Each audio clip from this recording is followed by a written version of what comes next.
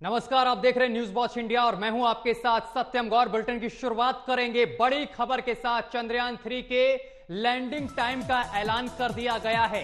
23 अगस्त की शाम को होगी लैंडिंग। ये 23 अगस्त जो तारीख है ये बहुत बड़ी तारीख मानी जाएगी क्योंकि शाम 6:04 पर होगी लैंडिंग। चंद्रमा की सतह पर उतरेगा चंद्रयान 3 जिसका पूरे देश को इंतजार है।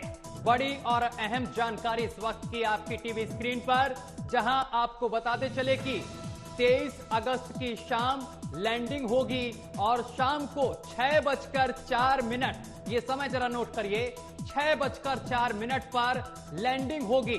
चंद्रमा की सतह पर उतरेगा चंद्रयान 3। तो बड़ी जानकारी इस वक्त की आपकी टीवी स्क्रीन पर। चंद्रयान 3 की लैंडिंग का जो समय है वो सामने आ गया है और खबरों में आगे बढ़ेंगे। चंद्रयान 3 की लैंडिंग टाइम का ऐलान हो गया है। चंद्रयान 3 आपको बताते चले कि 23 तारीख की शाम 6:04 पर चंद्रमा की सतह पर उतरेगा। चंद्रयान 3 मिशन का लैंडर मॉड्यूल चांद की सतह से महज 25 किलोमीटर की दूरी पर चांद के चक्कर लगा रहा है। इसरो ने ट्वीट कर बताया है कि चंद्रयान 3 का दूसरा और अंतिम डी बूस्टिंग मानूवर सफलतापूर्वक हो चुका है और अब 23 अगस्त का इंतजार है जब चांद की सतह पर सॉफ्ट लैंडिंग के साथ ही भारत इतिहास रच देगा और ऐसा करने वाला दुनिया का चौथा देश बन जाएगा। अभी तक अमेरिका, रूस, चीन ने ही चांद की सतह पर सॉफ्ट लैंडिंग करने में सफलता हासिल की है। चांद के दक्षिणी ध्रुव इलाके में किसी देश के स्पेसक्राफ्ट ने लैंडिंग नहीं की है। भारत अगर इसमें सफलतापूर्वक लैंडिंग करता है तो वह यह उपलब्धि हासिल करने वाला पहला देश बन जाएगा। अमेरिका के सर्वेयर 1 ने 1966 में चांद पर सॉफ्ट लैंडिंग की थी और चीन के चांग 3 ने अपने पहले ही प्रयास में चांद पर सॉफ्ट लैंडिंग की थी। वहीं सोवियत संघ के लूना 9 ने भी सफलतापूर्वक चांद पर लैंडिंग की थी। तो 23 अगस्त का जो दिन भारत के लिए है वो बेहद अहम है क्योंकि शाम 6:04 पर चंद्रयान 3 चंद्रमा की सतह पर लैंडिंग करेगा। इसको लेकर पूरी देश भर की निगाहें जो हैं वो इसी मिशन पर टिकी हुई हैं।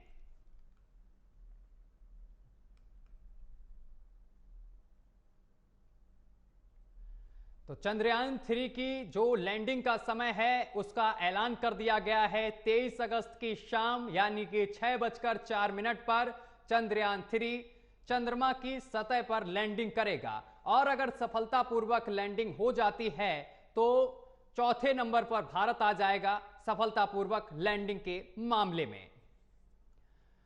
और एक बड़ी जानकारी सामने निकलकर आ रही है। एशिया कप के लिए कल होगा भारतीय टीम का ऐलान। 30 अगस्त से 17 सितंबर तक होगा मेगा टूर्नामेंट। बड़ी जानकारी आप तक पहुंचा रहे हैं। द्रविड़ और रोहित शर्मा भी मीटिंग में लेंगे हिस्सा। चयनकर्ता चुन सकते हैं 17 सदस्यीय टीम। कई खिलाड़ियों ने नहीं साबित की अपनी फिटनेस। तो बड़ी जानकारी इस वक्त की आप तक पहुंचा रहे हैं, जहां आपको बताते चले कि एशिया कप के लिए कल होगा भारतीय टीम का ऐलान। जो एशिया कप खेला जाएगा उसके लिए भारतीय टीम का जो ऐलान होना है वो कल होगा।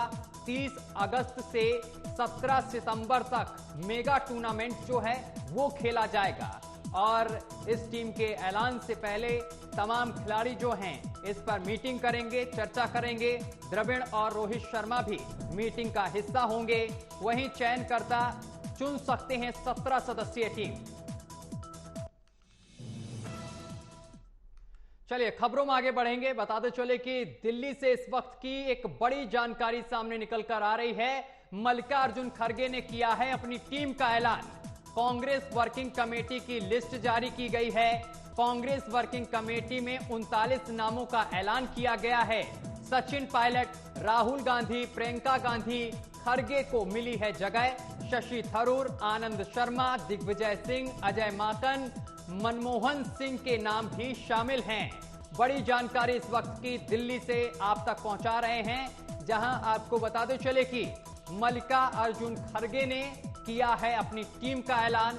कांग्रेस वर्किंग कमेटी की लिस्ट जारी की गई है और इस लिस्ट में कई नाम शामिल किए गए हैं। बताते चले कि कांग्रेस वर्किंग कमेटी में 39 नामों का ऐलान किया गया है। सचिन पायलट, राहुल गांधी, प्रियंका गांधी, खरगे भी इस लिस्ट में शामिल हैं, इनको भी जगह मिली है। वहीं शशि थरूर, आनंद शर्मा, दिग्विजय सिंह, अजय माकन को भी लिस्ट में शामिल किया गया है। 39 लोगों की ये लिस्ट तैयार की गई है, इसमें महत्वपूर्ण नामों को रखा गया है। बड़ी जानकारी इस वक्त की राजधानी दिल्ली से आप तक पहुंचा रहे हैं, जहां आपको बताते चले कि दिल्ली से बड़ी जानकारी है। मल्लिकार्जुन खड़गे ने किया है अपनी टीम का ऐलान।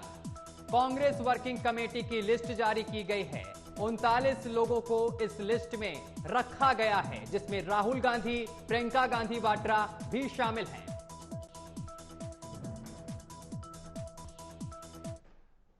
और इस खबर पर अधिक जानकारी के साथ हमारे संवाददाता ओमशील सीधा हमारे साथ जुड़ गए हैं। ओमशील, कांग्रेस की वर्किंग कमेटी की लिस्ट जो जारी की गई है, इसमें 39 नाम को रखा गया है। इनमें से कौन कौन से नाम शामिल किए गए हैं? सत्यम, इनमें से कई महत्वपूर्ण नाम शामिल किए गए हैं। चाहे हम बात करें सचिन पायलट की, पहले तो हम आपको बताएंगे कि जो तीनों गांधी है, राहुल गांधी, सोनिया गांधी, प्रियंका गांधी, तीनों का नाम है, तीनों का नाम है पूर्व प्रधानमंत्री मनमोहन सिंह है। इसके इतर सचिन पायलट की भी नाम इसमें शामिल सचिन पायलट का भी नाम इसमें शामिल किया गया है, जो कि काफी अहम हो जाता है, क्योंकि आप जिस तरीके से देख रहे होंगे, हमें बीते दिन देखने को मिला जो अशोक गहलोत और सचिन पायलट में स्टेट पॉलिटिक्स में गर्मा गर्मी दिख रही थी। बहरहाल उसको सुलझा लिया गया था वहां पर, दिल्ली बुलाकर उन दोनों को और देर रात मीटिंग करके उन सारी चीजों को सुलझा लिया गया था। पर अब उनको नई जिम्मेवारी दी जा रही है। CWC जो कांग्रेस की डिसीजन मेकिंग एक अहम बॉडी कहलाती है, उनमें नाम है 39 लोगों में से एक उनका नाम है KC वेणुगोपाल है। आपको बता दूं कि जब ये मल्लिकार्जुन खड़गे कांग्रेस के प्रेसिडेंट बने, तब G23 हुआ करती थी। उन्होंने तत्काल प्रभाव से उस समय उस कमेटी को हटाया, उन्हें बर्खास्त किया। उसके बाद जो G23 में जो शामिल थे कुछ नेता, उनको भी CWC में शामिल किया गया है। चाहे हम बात करें आनंद शर्मा की, मनीष तिवारी की, या फिर हम बात करें शशि थरूर की। शशि थरूर का भी नाम CWC में शामिल है। तो कहीं ना कहीं काफी अहम, चाहे वो हम तारिक अनवर की बात करें, तो तमाम ऐसे दिग्गज चेहरे हैं, तमाम ऐसे दिग्गज लोग हैं जिनको CWC में शामिल किया गया है। राहुल गांधी, प्रियंका गांधी को भी इस लिस्ट में शामिल किया गया है। बहुत बहुत शुक्रिया आपका तमाम जानकारी साझा करने के लिए। खबरों में आगे बढ़ेंगे, एक और बड़ी जानकारी सामने निकल कर आ रही है। CBI जल्द करेगी राज्यों के अधिकारियों से पूछताछ। बड़ी जानकारी इस वक्त की आपकी टीवी स्क्रीन पर। CBI जल्द करेगी राज्यों के अधिकारियों से पूछताछ। अल्पसंख्यक मंत्रालय में और स्कॉलरशिप स्कीम घोटाले का ये पूरा मामला है, इसको लेकर CBI पूछताछ करेगी। 21 राज्यों में चल रहा है स्कॉलरशिप स्कीम का गोरख धंधा और कई संस्थान केवल कागजों में चल रहे हैं। 1572 अल्पसंख्यक संस्थानों में से 830 संस्थान कागजों पर चल रहे हैं। अधिकारियों की मिलीभगत से 5 साल में 144.83 करोड़ का घोटाला हुआ है। देख सकते हैं, बड़ा घोटाला हुआ है, जिसको लेकर CBI जो है वो कई राज्यों के अधिकारियों से अब पूछताछ करेगी। बड़ी और अहम जानकारी इस वक्त की आप तक पहुंचा रहे हैं, जहां आपको बताते चले कि इस पूरे मामले को लेकर अब CBI तमाम अधिकारियों से पूछताछ करेगी।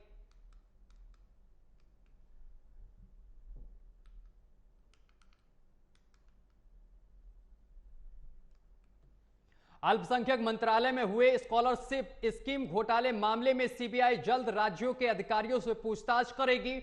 वहीं विभाग के मुताबिक 21 राज्यों में स्कॉलरशिप स्कीम का घोटाला हुआ है और स्कॉलरशिप घोटाले में हमारे समाज को किस कदर जकड़ रखा है, इसका अंदाजा इन तथ्यों से लगाया जा सकता है कि विभाग में 5 साल में 144.83 करोड़ का घोटाला हुआ है।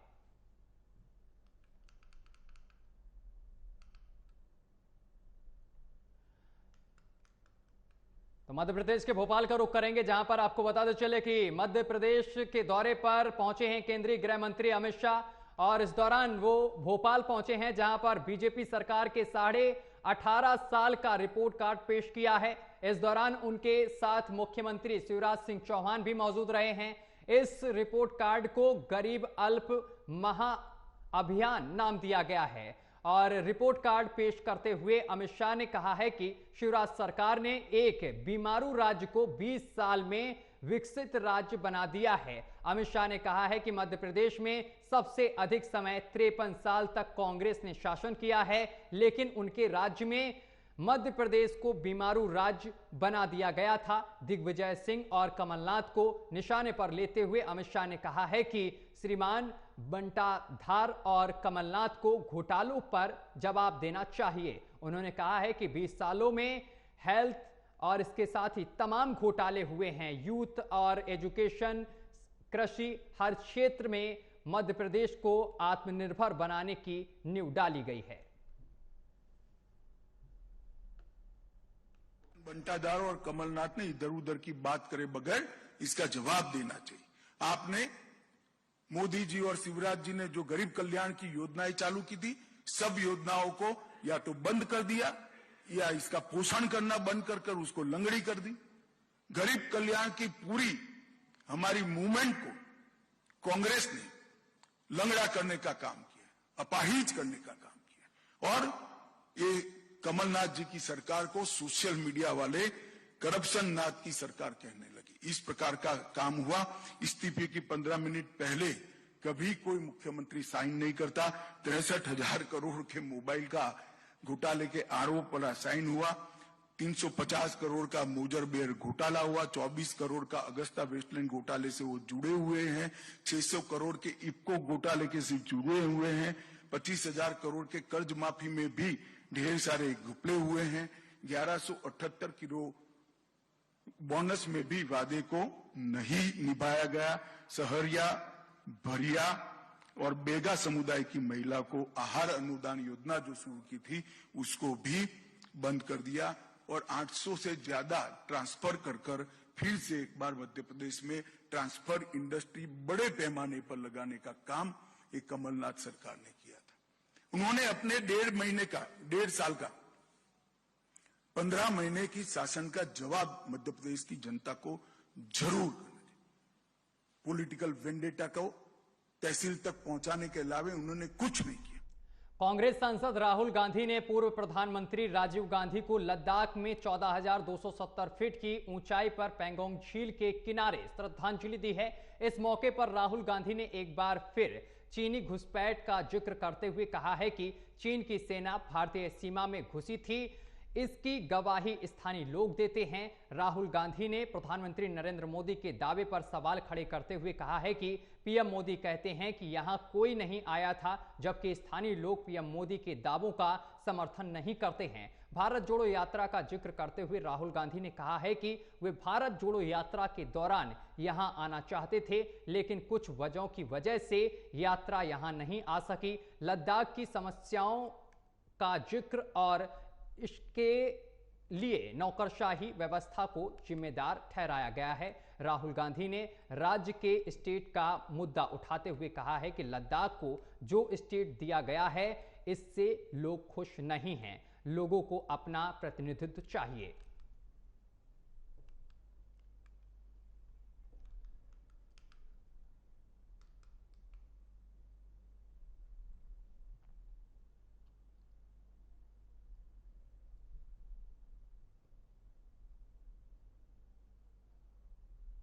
कुछ नहीं है, इनको रिप्रेजेंटेशन चाहिए और बेरोजगारी की समस्या है। सब लोग यही कह रहे हैं कि बेरोजगारी बहुत है और महंगाई बढ़ रही है। 2019 में यहाँ पर ये किया गया था, तब से लेकर अब तक चुनाव नहीं हुए। क्या ऐसी मांग भी लोगों ने आपसे रखी और आप क्या समझते हैं? हाँ, ये तो है। लोग कह रहे हैं कि रिप्रेजेंटेशन होना चाहिए, ब्यूरोक्रेसी के थ्रू नहीं चलाना चाहिए स्टेट को, तो जनता की आवाज से स्टेट चलना चाहिए।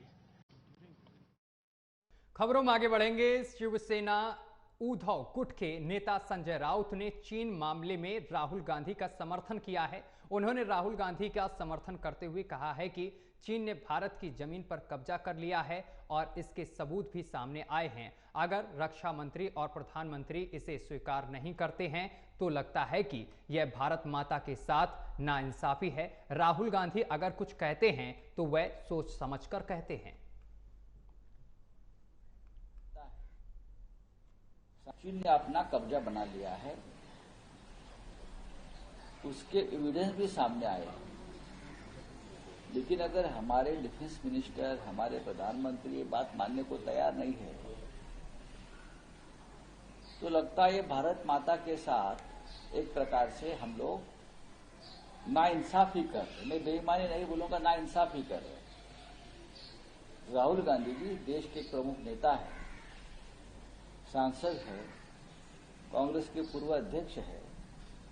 अगर एक बात सामने रखते हैं तो मुझे लगता है सोच समझ कर रखते हैं। और राहुल जी ने बात कही है कि चाइना ने अपनी जमीन कब्जे पे लिया है, तो उसके ऊपर प्रधानमंत्री हो या डिफेंस मिनिस्टर हो, कोई लोगों को गुमराह करने की जरूरत नहीं है, सच बताइए। यही राहुल जी का। कांग्रेस सांसद राहुल गांधी के लद्दाख में दिए गए बयान पर रविशंकर प्रसाद ने तीखा पलटवार किया है। रविशंकर प्रसाद ने कहा है कि उनकी फितरत है कि जहां जाएंगे वहां भारत को बदनाम करेंगे। रविशंकर प्रसाद ने आगे कहा है कि आज लद्दाख की बात कर रहे हैं, याद है कैसे तिब्बत से आने पर इनके नाना ने दलाई लामा को भगाया था। उन्होंने कहा कि यह राहुल गांधी के परिवार का अतीत है, उनकी सरकार की ऑफिशियल लाइन रही। लद्दाख से अरुणाचल तक सड़क नहीं बनानी है क्योंकि चीन इरिटेट होगा। और आज प्रधानमंत्री नरेंद्र मोदी ने बड़े बड़े हवाई उस रास्ते पर बना दिए हैं। बात कर रहे हैं तो आज मुझे आपको दो चीज स्मरण दिलाना है। आपके परनाना माननीय जवाहरलाल नेहरू के समय में चीन ने 62 के युद्ध के पहले और बाद में कितनी जमीन हथियाई थी, कुछ याद है आपको? दलाई लामा को किस तरह तिब्बत से भगाया गया था, कुछ याद है आपको? तिब्बत पर किस प्रकार से क्या क्या हुआ, कुछ पता है आपको? और आपके प्रधाना जी ने आकाशवाणी पे कहा था, मेरा हृदय आसाम के लिए रोता है। और कुछ ऐसे इलाके कब्जे में गए हैं जहां पर एक घास का टुकड़ा भी नहीं उगता है। राहुल गांधी जी, ये आपके परिवार का अतीत है, कृपया समझ लीजिए आप। और राहुल गांधी जी, आपको दूसरी बात मैं बताना चाहता हूं और इसको आप समझ लीजिए। आपकी सरकार की ऑफिशियल लाइन थी कि भारत चीन की सीमा पर लद्दाख से अरुणाचल तक सड़कें नहीं बनानी है, पुल पुलिया नहीं बनाने हैं, क्योंकि उससे चीन इरिटेट होगा। और मैं आपसे कहूंगा, एक बार देख लीजिए, आपके माननीय रक्षा मंत्री उस समय के AK एंथोनी का स्टेटमेंट है संसद के अंदर कि we don't want to irritate China by erecting infrastructure. और आज देखिए, मोदी जी की सरकार लद्दाख से लेकर अरुणाचल तक सारी सीमा की सड़कें बन गई हैं, पुल पुलिया बन गए हैं। सेना की चलिए खबरों में आगे बढ़ेंगे। राहुल गांधी के आरोपों पर पलटवार करते हुए ज्योतिरादित्य सिंधिया राहुल गांधी को नेहरू के कार्यकाल की याद दिलाई। और एक बयान में केंद्रीय मंत्री ज्योतिरादित्य सिंधिया ने कहा है कि हिंदी चीनी भाई भाई का नारा लगाने वाली और 45,000 वर्ग किलोमीटर जमीन चीन को देने वाली कांग्रेस को पहले अपने अंदर झांक कर देखना चाहिए।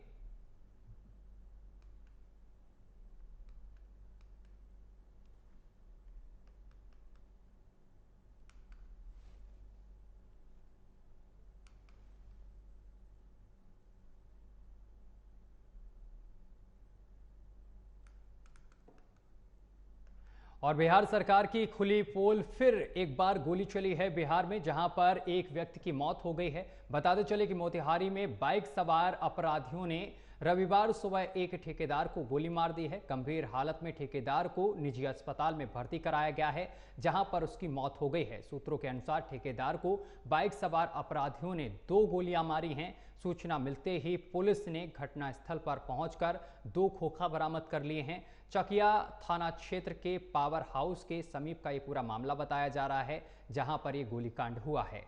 घटना के बाद इलाके में अफरा तफरी मच गई है।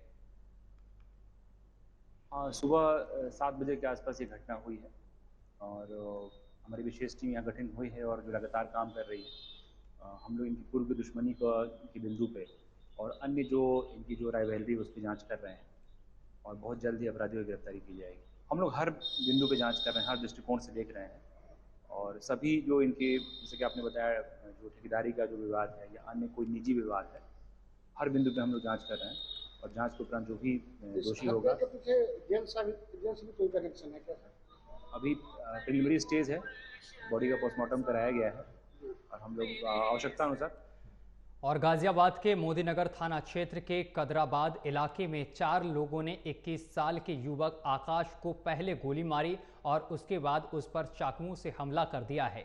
युवक को गंभीर हालत में स्वास्थ्य सामुदायिक केंद्र में भर्ती कराया गया है, जहां युवक की हालत गंभीर बनी हुई है। सूचना मिलने पर मौके पर पहुंची पुलिस मामले की जांच कर रही है, तो वहीं पुलिस आपसी रंजिश को लेकर इस घटना को देख रही है। फिलहाल पुलिस का कहना है कि जल्द ही अपराधियों को गिरफ्तार कर लिया जाएगा।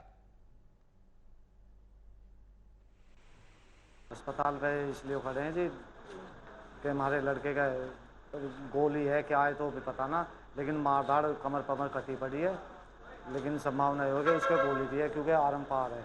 डॉक्टर कह रहे हैं कि ये चक्कू हो सकता है, कि इसका जो है वो क्या कहें इसे, तो वे कह रहे हैं कि एक्सरे से पता लगेगा क्या है। और विवाद तो हमारा। अगली खबर बुलंदशहर से सामने निकल कर आ रही है, जहां पर रिश्तों को शर्मसार करने वाला मामला सामने निकल कर आया है। 16 वर्षीय लड़के ने रात में अश्लील फिल्म देखी। इसके बाद 8 साल की अपनी चचेरी बहन को जगाकर उसे एकांत में ले गया और उसके साथ रेप करने की कोशिश की। असफल रहने पर गला और मुंह दबाकर उसकी हत्या कर दी। जानकारी के अनुसार मामला बुलंदशहर जिले के सियाना कोतवाली थाना क्षेत्र का बताया जा रहा है, जहां 8 साल की मासूम अपने चचेरे भाई के साथ सोई हुई थी।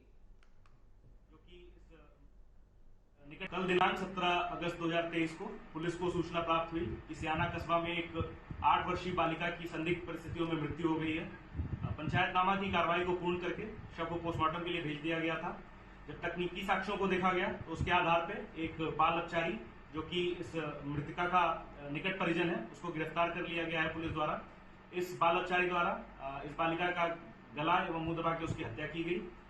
इस बाल अपचारी को न्यायिक अभिरक्षा में भेज दिया गया है तथा अग्रिम। खबरों में आगे बढ़ेंगे। उत्तर प्रदेश के मथुरा से दिल दहला देने वाली वारदात सामने निकल कर आई है। बता दें कि गोवर्धन इलाके में राधा कुंड के पास साधु के भेष में आए एक व्यक्ति ने घर के बाहर खेल रहे बच्चे को पटक कर मार डाला है। लोगों ने देखा तो दौड़कर आरोपी को पकड़ लिया है, जिसके बाद उसकी जमकर पिटाई की गई है। सूचना के बाद मौके पर पहुंची पुलिस ने आरोपी को हिरासत में ले लिया है। फिलहाल पुलिस पूरे मामले की जांच पड़ताल कर रही है। पुलिस ने शव को कब्जे में लेकर पोस्टमार्टम के लिए भेज दिया है। तो ये तमाम तस्वीरें हम आपको दिखा रहे हैं, मथुरा की तस्वीरें, जहां आप देख सकते हैं एक साधु ने एक बच्चे को पटक कर उसे मौत के घाट उतार दिया है। ये तमाम तस्वीरें आप देख सकते हैं। उत्तर प्रदेश के लखनऊ में बीच सड़क पर जज के बेटे ने जमकर हंगामा किया है। दरअसल पुलिसकर्मियों ने उसकी कार को नो पार्किंग जोन में से उठा लिया, जिस पर वह भड़क गया और पुलिसकर्मियों से बदसलूकी करने लगा। उसने कहा, तुमने गाड़ी कैसे उठा ली, अभी तुम्हारी ऐसी। बताते चले कि इसके साथ ही उसने यहां पर जमकर बदसलूकी की है और पुलिस से अभद्रता की है और गलत तरीके की भाषा का भी प्रयोग किया है, जिसका वीडियो सोशल मीडिया पर बड़ी तेजी से वायरल हो रहा है। ये घटना हजरतगंज चौराहे के पास की बताई जा रही है।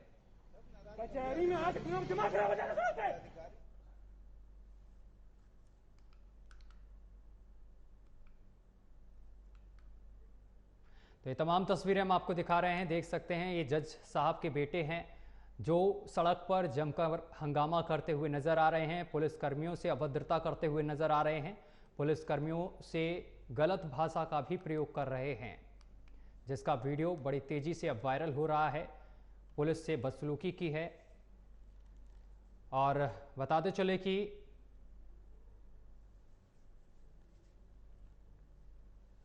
नो पार्किंग से गाड़ी उठाने पर जज साहब के बेटे जो हैं वो आग बबूला हो गए हैं। और चलिए इसी के साथ बुलेटिन में अभी के लिए बस इतना ही। देश दुनिया की तमाम खबरें देखने के लिए देखते रहिए न्यूज़ वॉच इंडिया।